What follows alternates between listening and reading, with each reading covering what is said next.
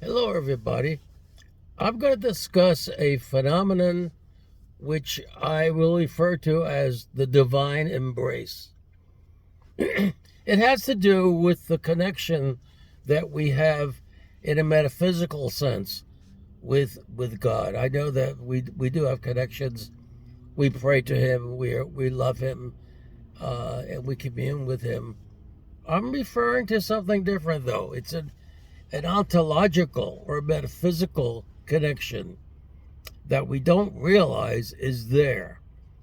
And that metaphysical connection exists for all creation, not just humans, all species, all animals, all living things, even the vegetative life, and inanimate things such as the earth or the atmosphere and so on.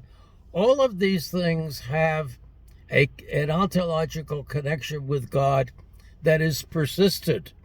Now, I know some of us think that I'll use the example of human nature, that since we do have a human nature, we're like wind-up toys, and God gives us the human nature, which is equivalent to winding us up, and then lets us go.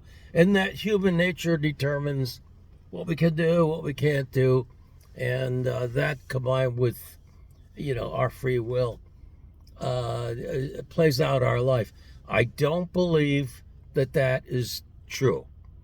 I don't think we are wind-up toys. We don't have a nature that is sufficient to live and to act without God's help. I think there's a connection, an ontological connection that is persistent, that is there for our entire life, that we have with God.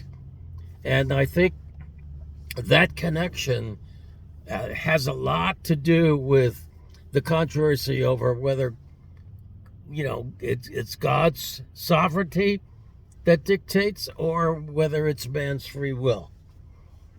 It's we look at if we look at non-human entities in the world, there are ontological connections there too, and it enables God. Now, if let's look at what is physically possible and likely or normal, and then what's physically possible but extremely unlikely, extremely, and then what's impossible. Three categories: with the possible and normal, the possible but very, very unlikely, and the impossible. Now, let's look first at non-human nature. Whether it be because of quantum physics or not, I'm not going to get into that. But there are many possible, from one state of the world to the next state, there are many possible ways it could go. There's some leeway. We cannot predict exactly the following state from the previous. Now, again, some of you will argue, well, that's because of quantum mechanics. Again, it may very well be, but it is true that you cannot play a strict determinism on the universe. It just doesn't work. And so there are some things in the universe that are normal. We see, the galaxies, stars, the rotation of the Earth, the revolution of the Earth, all kinds of things. These are normal physical, and they obey physical laws. Now, something that obeys a physical law but is extremely unlikely, again, the second category, is the Earth that we live on and the life that we have. It is